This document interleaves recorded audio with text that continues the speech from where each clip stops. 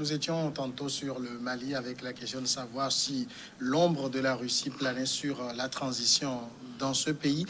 Finalement, Sylvestre Béni, entre la Russie et la France, et comme on dit en politique, le choix n'est jamais entre le bien et le mal, mais entre le mal et le moindre mal. C'est ça. Oui, je crois que la Russie sera pour l'Afrique. Je sais pas, je n'ose pas le dire, mais bon, permettez que je dise un mal nécessaire. Hein, ce serait un mal nécessaire parce que lorsqu'il faut, il faut regarder au surfer sur les principes et les valeurs démocratiques, on ne peut jamais citer la Russie parce qu'on sait que ce que représente Vladimir Poutine, tantôt vice-président, tantôt président, et il est là encore pour des années. Et donc, je me dis que la Russie, pour l'Afrique, il y a certains qui sont déjà sceptiques ou dubitatifs et qui disent que la Russie viendra donc épauler les présidents ou une présidence à vie en Afrique. Parce que Poutine est donc l'incarnation de cette présidence à vie. Donc voilà, ben, sauf que entre la paix et la démocratie et le c'est pas et là oui, entre la paix et la démocratie, disons, parce que je veux pas parler donc de privation de liberté, parce que tant qu'il y aura une confiscation de pouvoir, il y aura toujours des mesures, ne serait-ce que pour mettre tout le monde donc au bord du maître. Mais sauf que ils auront certainement la paix, et peut-être que tout va marcher. Ils vont peut-être se passer donc au certifié donc des griffes donc des djihadistes. Mais sauf que c'est au niveau de la démocratie que peut-être 5 ou 10 ans après, les Maliens eux-mêmes viendront pour demander le départ donc de la Russie. C'est possible aussi. Vous pensez que il faut aussi essayer la Russie? Oui, non, je pense que ce sont les Maliens qui pensent qu'il faut essayer la Russie. Mais en même temps, en ne soyant pas naïf, il faut croire que le Mali pourra se débarrasser aussi de facilement l'Occident aussi facilement, parce que je ne vois pas que le Mali. Et moi, je vois pas que la France au Mali. Et moi, je fais un tour une fois à Bamako, et à l'aéroport de Bamako, j'ai vu des soldats suédois, des soldats de plusieurs nationalités avec des avions inimaginables. Ce jour-là, j'ai eu un peu pitié de l'Afrique parce que ils sont là, mais on ne voit pas les résultats sur la stabilité du pays. Et donc, aujourd'hui, vous avez vu les réactions. La Grande-Bretagne a réagi, les Allemands même ont réagi, les Américains ont réagi. Donc, ce n'est pas une question uniquement française. Donc, ce qui se joue là-bas, c'est la Russie contre ces puissances-là qui s'entendent sur un certain nombre de questions. Et donc, je crois que ça ne va pas être facile pour la junte militaire malienne de se débarrasser de ces puissances-là qui aussi ont investi, il faut le reconnaître, au Mali, ont quand même collaboré, contribué à un certain développement. Et aujourd'hui, je ne pense pas qu'elles vont laisser les nouvelles autorités se débarrasser d'elles aussi facilement. Ce qui va se faire peut-être, si la junte réussit, c'est d'avoir sur un même terrain des équipes russes et les équipes qui sont déjà là. Parce que, par exemple, il y a la MINUSMA qui est là. Vous savez, il y a des soldats de différentes nationalités au sein de ces missions-là, dont des Togolais et d'autres nationalités. Mais c'est une mission qui est prise en charge beaucoup plus par les Américains. C'est les Américains qui financent ce genre de mission. Donc, c'est des pays aussi qui ont un intérêt, pas uniquement mondial, mais un intérêt particulier aussi au Mali. Ça va être difficile. Donc, si la junte réussit à avoir les Russes, c'est déjà d'avoir les deux acteurs et que les Occidentaux comprennent aussi que le Mali a besoin d'une solution définitive, pas d'une solution transitoire depuis pratiquement 10 ans, et qu'ils lâchent aussi, qu'ils apportent l'aide qu'il faut, parce que ce qu'on leur reproche avec tous les moyens qu'ils ont, est-ce qu'ils ne peuvent pas repérer les djihadistes là où ils sont, est-ce qu'ils ne peuvent pas contrer, aider, est-ce qu'ils sont là juste pour stabiliser ou pour régler le problème. Donc aujourd'hui, on a vu un peu ce qui se passe en Afrique et en Centrafrique, ce que les Russes ont permis de faire. Et aujourd'hui, le Mali veut une solution peut-être à la centrafricaine, mais il faudrait qu'elle compte aussi avec ceux qui sont là depuis des années, la France, les Européens en général, les Américains et les Africains aussi qui travaillent. Et puis il ne s'agit pas aussi d'un combat purement malien, il y a le G5 Sahel qui a aussi d'autres objectifs, parce que c'est une nébuleuse. Il ne s'agit pas de combattre le mal seulement au Mali, il faut le combattre dans les autres pays. Et puis, on sait l'appui que l'Occident apporte aussi au G5 Sahel. Donc, je pense que les militaires maliens font un bon choix en se tournant vers la Russie, mais il ne faut pas que ce soit un choix exclusif et se dire qu'ils pourront seulement travailler avec les Russes pour régler le problème malien ou le problème dans la région en général. Donc aujourd'hui, c'est comment arriver à ce dosage-là pour faire cohabiter sur un même terrain des forces qui n'ont pas les mêmes méthodes et qui n'ont pas la même façon de travailler. Et donc ça va être la grande équation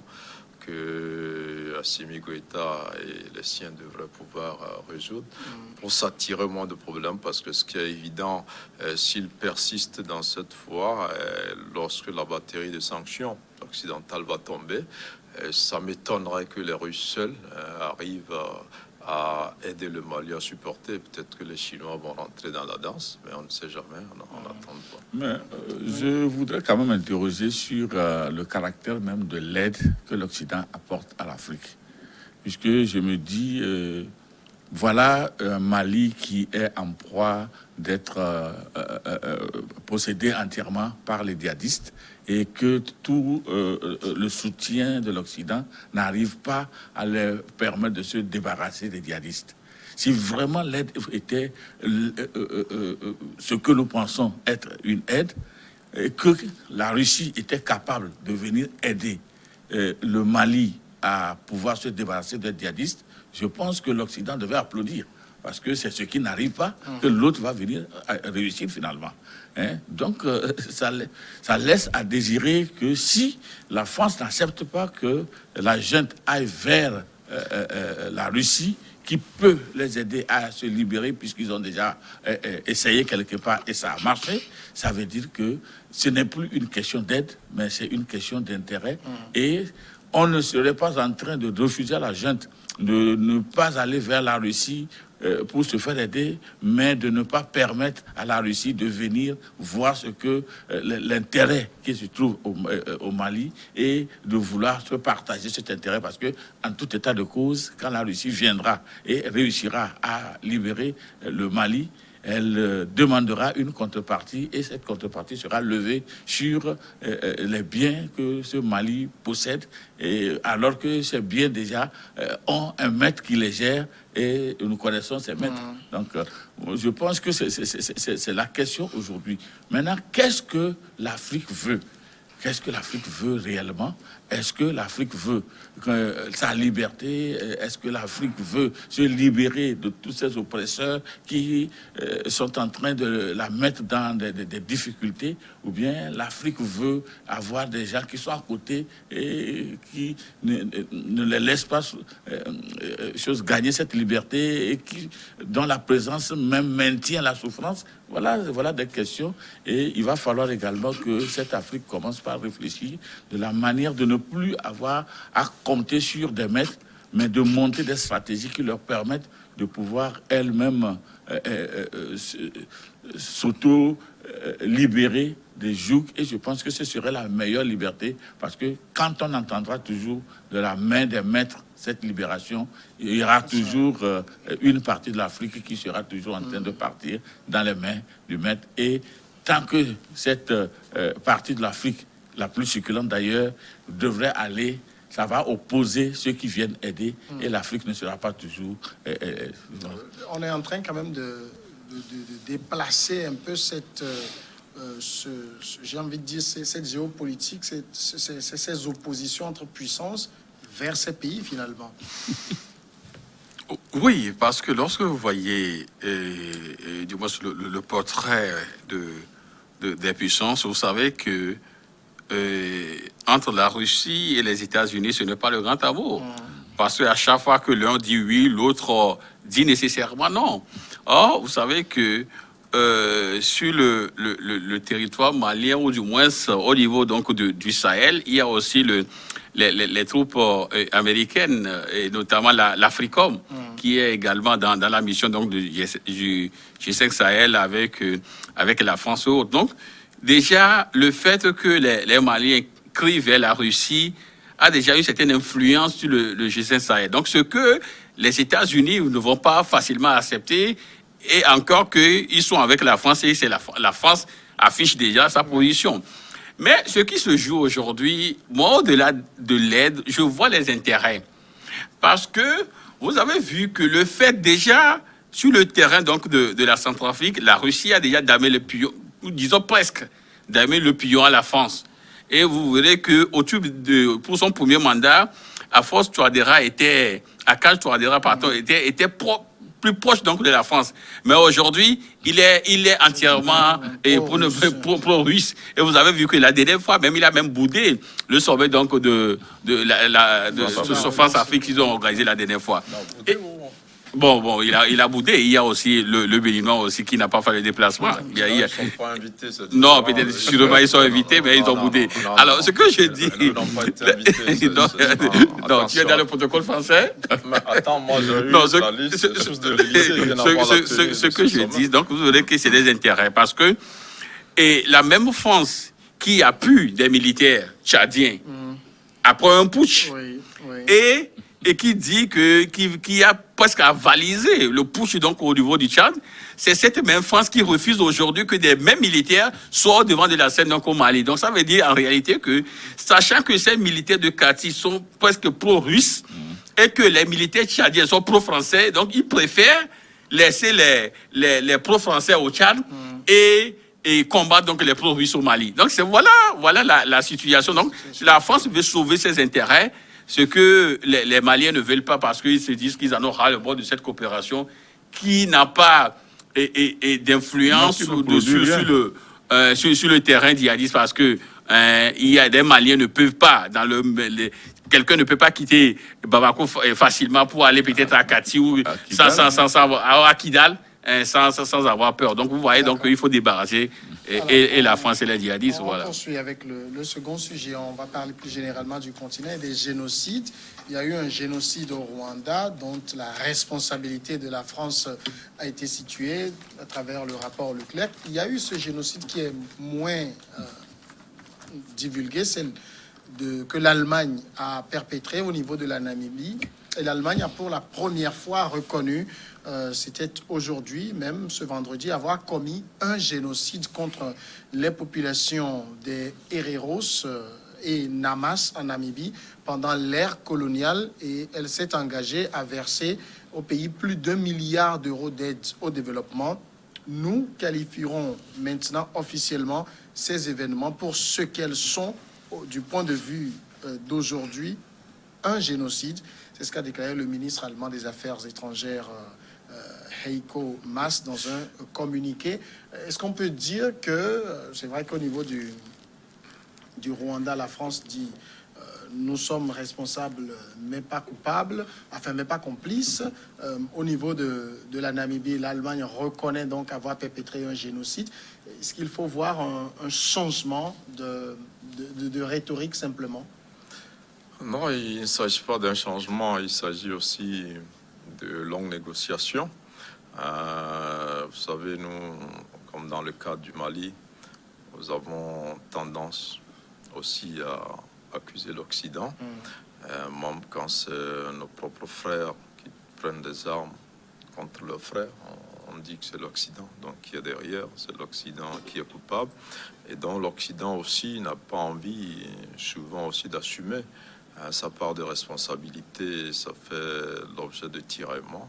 Donc entre l'Allemagne et la Namibie aussi, il y avait cette question qui était en suspens et qui datait du début des années 1900, au temps de la colonisation, où quand l'Allemagne a voulu coloniser la Namibie et conquérir certaines terres, il y a eu ces deux tribus-là dont vous avez parlé, qui se sont opposées et qui se sont attaqués aux Allemands, qui ont tué une centaine de colons allemands. Et en réplique, donc l'Allemagne a perpétré ce qu'on appelle aujourd'hui un génocide, donc en tuant pratiquement plus de 60 000 au niveau des Hereros, je pense, et puis 10 000 au niveau des Namas. Donc ça fait au moins 70 000 personnes qui ont été tuées. Et donc l'Allemagne, là aussi, n'avait pas vite reconnu que c'était un génocide.